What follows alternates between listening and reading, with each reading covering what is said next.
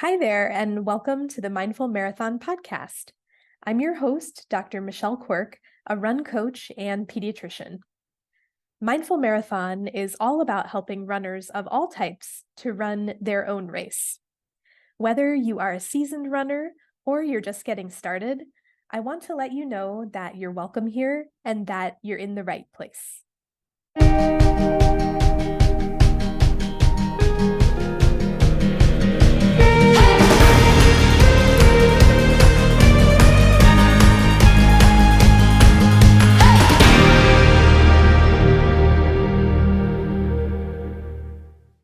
Hi, everyone, and welcome back to the podcast. Today, I have a very special guest joining me. I have with me Dr. Chhaya Makhija. She is an endocrinologist in California, and we are going to talk all things hormones. So, welcome to the podcast, Dr. Makhija. Thank you. Yes. And on a marathon podcast, we're just going to talk about hormones for both men and women. Thank you Yes, for yes. having me. Oh my gosh, I'm so excited to talk to you and have you here. And you know that we just talked beforehand how much I love California. So I'm always happy to talk to someone who is on the West Coast. Yes, I totally could con you to come here as early as possible and train more individuals to run, including me.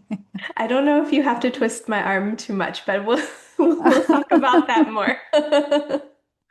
So tell us a little bit about yourself and how you ended up in California and how you ended up being an endocrinologist. Yes, yes.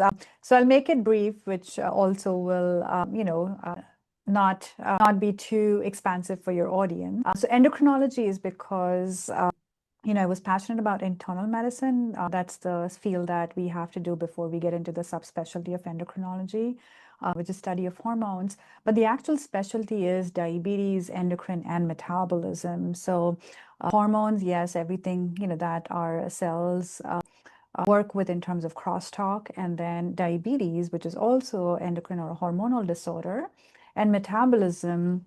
How is our machinery running, like a car engine? How is our cellular engine running? And that was very fascinating to me. So that's why endocrinology. And at the same time, I'm not stuck with one organ as a specialty. So like for cardiology, it's heart, GI, it's the gut. Now physicians are actually looking at it as a whole person. But when I decided to enter this specific subspecialty was because it doesn't lose the person in terms of addressing a symptom or a disease. Yeah. And for myself, you asked me why California, purely because of weather. So I'm born and raised in India. Medical school was also in India. And I've been in the United States for almost 22 years. Family is in Jersey, including my husband's family. And the first time I came to California was somewhere around 2008, just before I was starting residency. And I was in love that, oh, February and March can feel this way too. And and that was when I literally sowed the seed of, okay, if I ever had to settle in the future, I don't know when, how it's going to happen. It is going to be in California without isolating myself to a specific location or a place. In terms of what I do, I practice endocrinology, but I also integrate lifestyle medicine. Since I'm a lifestyle medicine specialist too, and the practice is more boutique, personalized, where time with my patient is of prime importance, where we can actually bring about transformation, just like you coach your clients, so that it's not necessarily just how to run, but also encompassing all the aspects of their life, their mindfulness, their goal, their why, their purpose. So everything should be aligned when you're focusing on one specific aspect. In my case, the endocrine health or the overall health. And I have the practice founded and created as Unified Endocrine and Diabetes Care, unified because it unifies all these concepts. And I practice both in Central California, in the Bay Area, and of course, with this day and age, telemedicine for anyone who resides in California. Um, I also had the privilege to interview on my podcast, which is Hormones and Hope, learning about how to start incorporating running as a fun-filled routine rather than feeling like it's a chore or an intense activity. So that's almost 6 months old. It's called Hormones and Hope, and I'm always delighted to interview specialist physicians such as yourself. So Yeah. thank you again. And that was me in a nutshell. No, well, thank you for all you do and for having the podcast because it's helping so many people and it's helping more globally, which is a wonderful thing. And that's why I love having this podcast too. So we're going to talk about hormones. So runners, when we hear the word hormones, I think it can feel a little bit overwhelming and scary sometimes for people. And I wanted to do an episode with you to really kind of take a deeper dive here and figure out what we should be focusing on and why. So, where can we start in terms of like sort of a hormones 101 for runners? This is specifically for runners, right? So one thing to be very clear is, hormones are not just male and female hormones, which is estrogen, progesterone, and testosterone. But these are like our chemical messengers. And we wouldn't be able to sustain life without specific hormones. And in that regards, it is the thyroid hormone, the cortisol, the stress hormone, and insulin. So these three hormones, we just cannot sustain life if we were deficient or they were absent or there was a condition that suggested that, these were negligible or zero in our body. So knowing that there is a world of chemical messengers which are beyond the female and male reproductive hormones, is that our brain is governing a lot of these actions. So our powerhouse, which is called hypothalamus, and then the pituitary gland, which reside in the brain and at the base of the brain, are sending signals to all the organs in the periphery that is below the brain. So we have thyroid, parathyroid. Thyroid resides in our neck, and that's very important for our metabolism. So in case of runners, where we are really focusing on, in case they have any symptoms, or if there are runners who are planning to get pregnant, or they're in their postpartum period and they're having certain symptoms, which could be, palpitations, tremors, anxiety, like the machinery is running too fast, or it is too slow, which is not supposed to be at that specific age or that phase of life, then yes, you think about testing your thyroid hormones.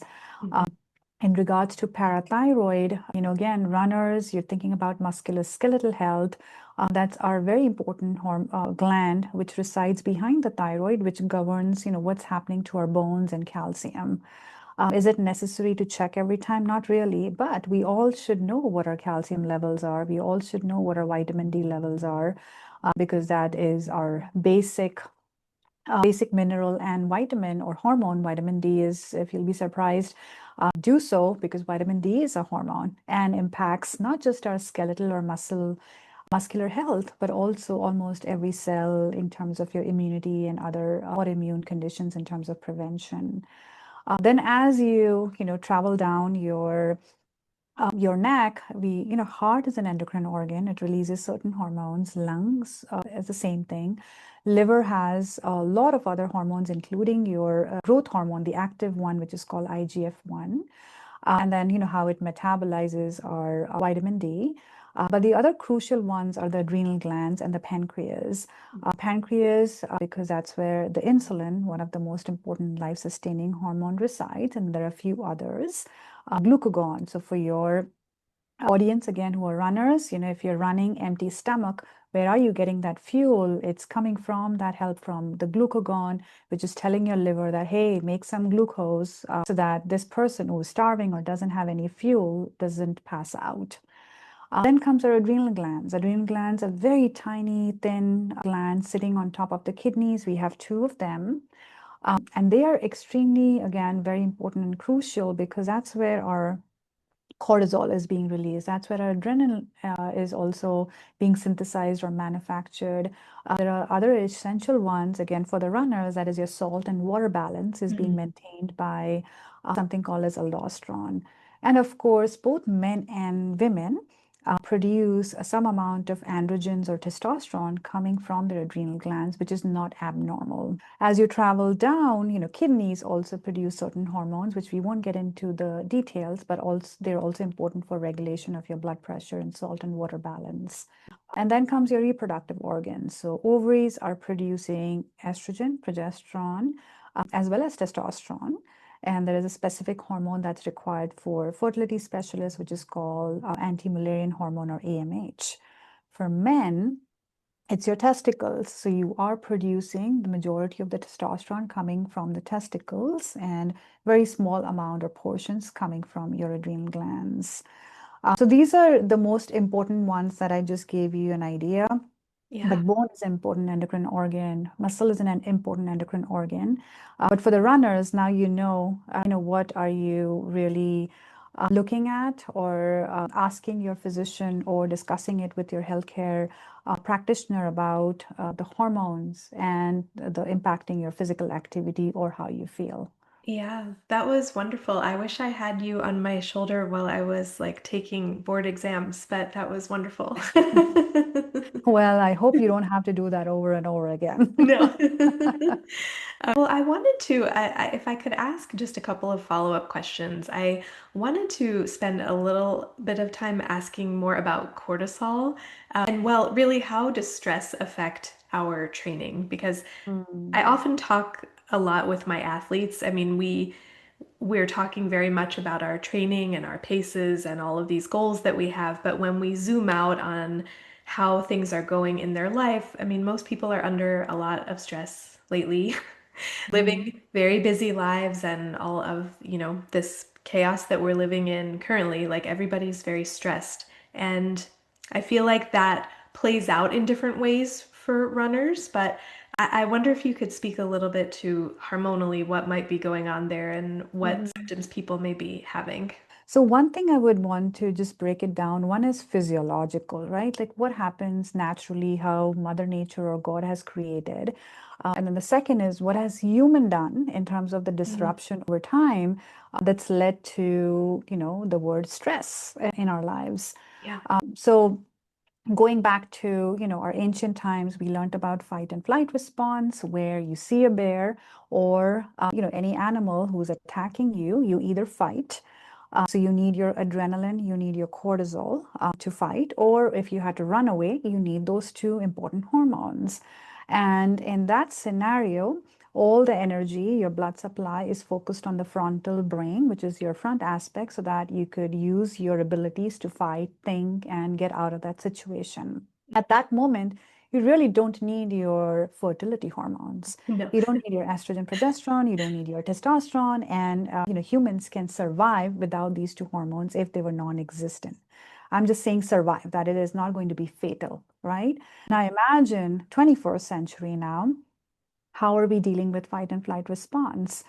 It's not occasional, it's not sporadic, but it is, one is self-induced and the second is environmental induced. The reason I say self-induced is today, human being one of the most evolved species, we still have a choice on how I respond to a situation. So that's why I call it as self-induced.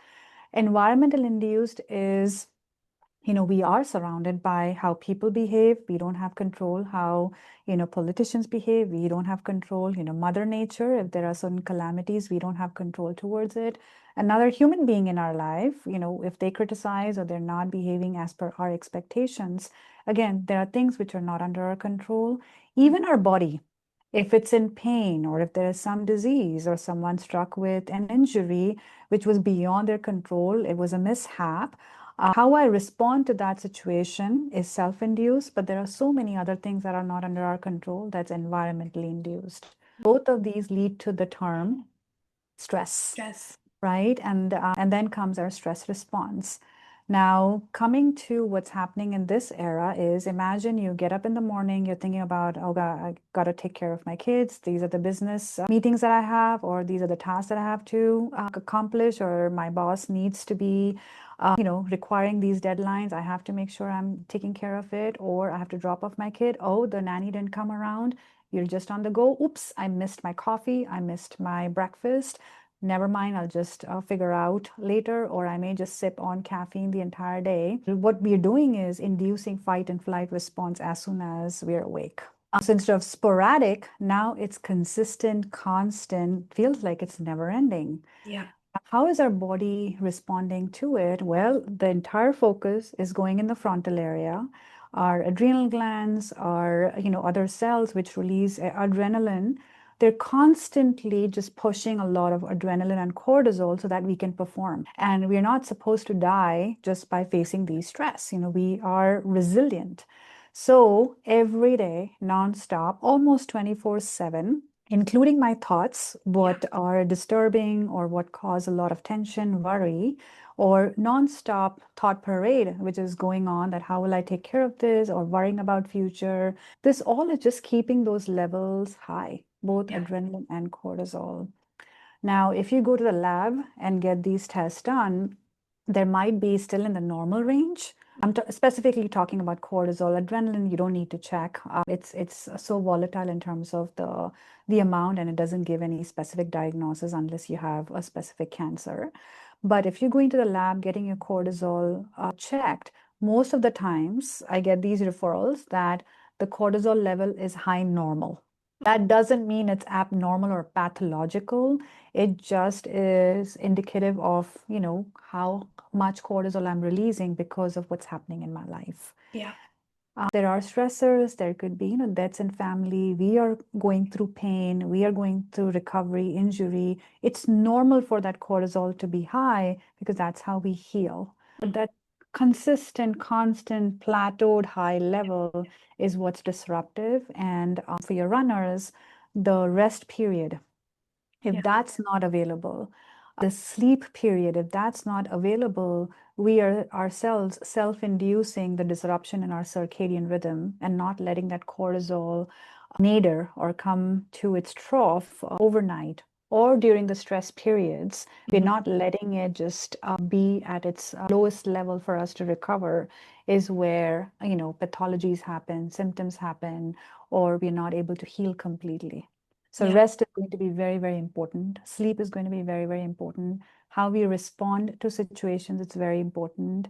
I remember that you had talked about the mindfulness aspect of it when you're coaching your clients and your runners. So that mindfulness that, okay, let's slow down. Let's come back to our core. Let's come back to our center point. Where is my peace? Be it in competition or be it in life, and that itself will help us to bring that cortisol and adrenaline in a more synced to respond better for the near future events. Yeah, yeah, I mean, this is so helpful to talk about this. And I think, comparing it in training, I am a run coach who talks an awful lot about rest, which is funny to people, but it's the truth. I mean, when we train for something like a marathon, the reason the training cycle is so long, I mean, we have to add all of these stressors to be able to endure, right? To be able to do the Mm. endurance sport. But to make those adaptations in our muscles and our heart and all of the things that we need to run the race, we need the rest period in order to do that. So it's like the training plus the rest equals the adaptation. And so I feel like I Mhm. spend an awful lot of time talking about rest, but if we parallel that to just regular life, like all of that is very important because you cannot run on fumes, literally. Yes, you cannot run on fumes. You're so right. Yes. Yeah. And many You're so people right. are. I mean, you described the person who skips breakfast and just has several cups of coffee. I mean, I know that we all either are that person or we know someone like that. So, Yeah, yeah. yeah. That's why we all need coaching or mentorship or accountability, or even, an individual which is beyond your family member sometimes to help us because we are aware. We identify that, oh, Yeah. I'm not doing this right. I need rest. But, someone to just help us pull out from that situation. So I love the part of coaching, and I feel like every physician can be a coach. Yeah. You like to utilize that because you are incorporating all these great pillars in that discussion. Yeah, like sometimes you really do need a third party to look at Hmm. everything and point it out or just give some simple tips to be able to help that you can't always see when you're in it. So we talk a lot about cortisol. I mean, we have hormones in general. We talked a lot about cortisol and stress. One other very important topic that comes up with my runners is around, well, perimenopause and menopause, but we wanted to chat a little bit about what's called the female athlete triad, and I'm wondering if you can speak to that. I mean, I know we could probably spend an hour on it, but tell us what it is and what we need to know about it, and maybe what we should be worried about as runners. Sure, absolutely. Again, the take-home point is not going to be worry. It's just going to Thank be, you. okay, something exists. Thank you. Something like this exists, and be at whatever age we are, especially as women, there are a lot of good takeaways from running and how you can amplify it for your fitness and for your health. So younger individuals, young women, and especially this was, a trend happening for decades where if you had to run, you have to be skinny, you have to be light. And there was barely an emphasis on strength training also. And what was discovered in in that era was these females, younger ones, because they are giving out so much. So the caloric expenditure is quite high with running as compared to the intake, that it's a very similar phenomena as fight and flight, that you don't need your estrogen progesterone as much. So those females, their brain or the hypothalamus pituitary is sensitive, so their signals shut down and they're not having menstrual cycles. So that's amenorrhea. So there is less amount of estrogen progesterone being synthesized because the entire energy is being expended in running, in getting focus on accomplishing that particular physical activity. Over time, if females don't have enough estrogen and they're not menstruating, it's speaking that their caloric intake is less, they have bone loss, and that leads to early bone density, low bone density, and of course a higher risk for having osteoporosis.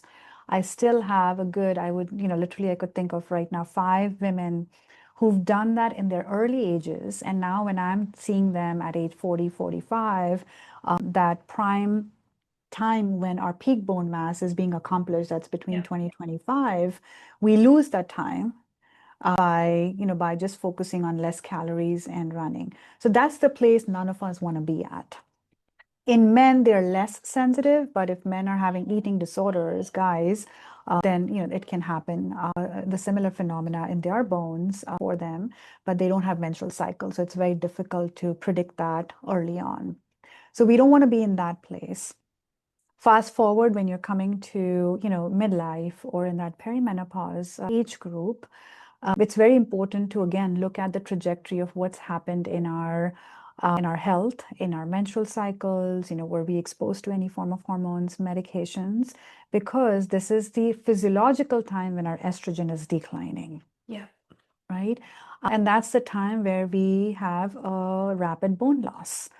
Which is, could range between 5 to 7%, sometimes even 5 to 10% if we have built up other risk factors like, low vitamin D or not enough calcium intake, or some other risk factors like being on steroids. So that's another age group that when you're involved in running or intense physical activity, you want to make sure you have a coach like Dr. Michelle who is counseling you on your nutrition, your caloric intake, your rest period, avoiding injuries, so that your resistance training or your strength training is going to be important. And at the same time, you're making sure you're getting your routine evaluation done so that you're not significantly vitamin D deficient, or you're making sure you have adequate calcium intake, you're giving yourself enough electrolytes, because we need magnesium for our muscle and bone health. And especially in runners, you tend to have, more loss of these electrolytes when you're practicing, or if you are running in a marathon. So all that is a very important aspect in bone health, in muscle health. So running itself can be a very positive activity when combined with all of these to actually improve your bone health, to prevent that bone loss, to prevent hip fractures, to prevent osteoporosis. So that's where I would take away that, where am I at? Can I seek a consultation or a discussion with my primary care physician if I have done something in my young adulthood where there was a discrepancy with the caloric intake and the caloric expenditure. The individual is very lean or did not have adequate menstrual cycles, inability to conceive, so that their bones can be taken care of earlier, sooner in the perimenopause phase. Oh, wow. Yeah, that's really, really helpful advice because I think we, especially now being Mhm. someone in midlife, I don't often think about the past. Like we're very Mhm. in the present and worried about the future, and we don't really think about those things having impact, but they really do.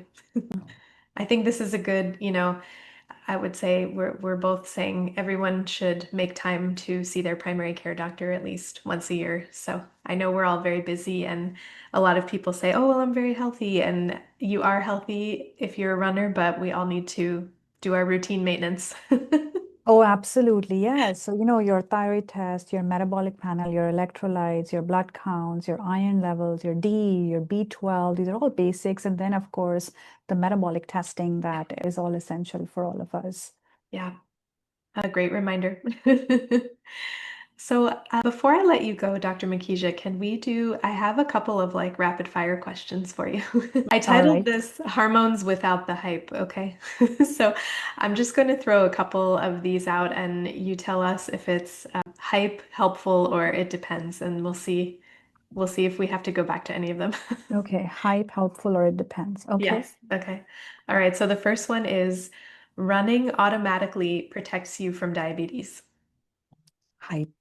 Feeling exhausted all the time is just part of marathon training. Hype.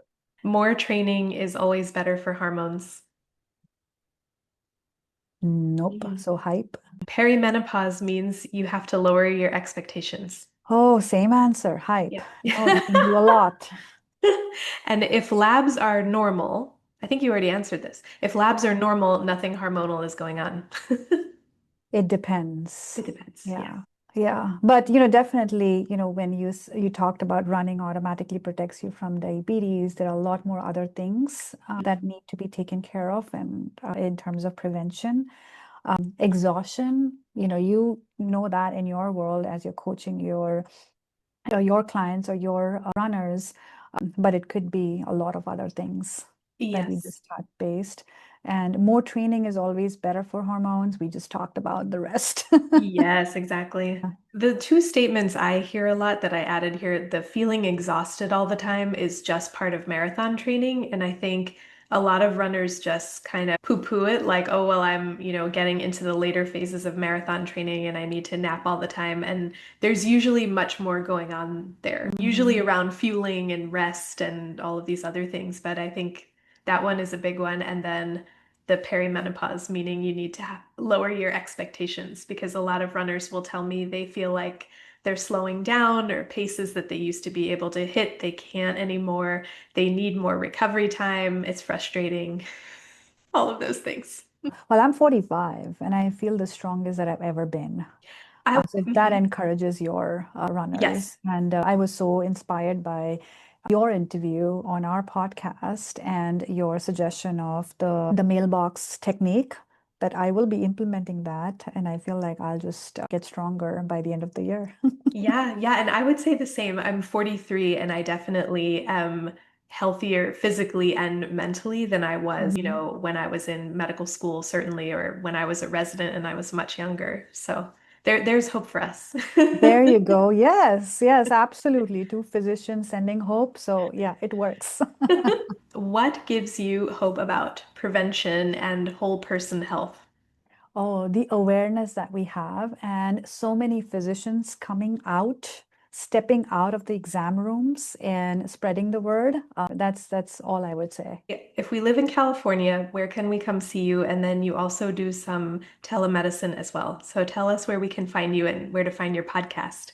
Yeah, so if you were looking into prevention and can't find anyone in your neck of the woods, you're more than welcome to just visit my website, which is unifiedendocrinecare.com, or email us connect@unifiedendocrinecare.com. I'm on social media. Most of the handles are at Chhaya Makhija MD. And of course, the podcast is Hormones and Hope. So DM me. I will be available if you had any questions. And then we have a lot of free meet and greets if you ever had a question as a runner in regards to hormones. I love it. And I will leave all of your links in the show notes. Thank you so much. That was wonderful. It was a masterclass. Yeah, I loved it. Thank you for having me. Yeah, and thank you everyone for listening. We will see you next week. Thank you for listening today. If you enjoyed the episode, please share it with a friend. And if you have a moment, please rate and review the podcast so that we can reach and encourage others to tie on their sneakers and join us out there on a run. See you next time.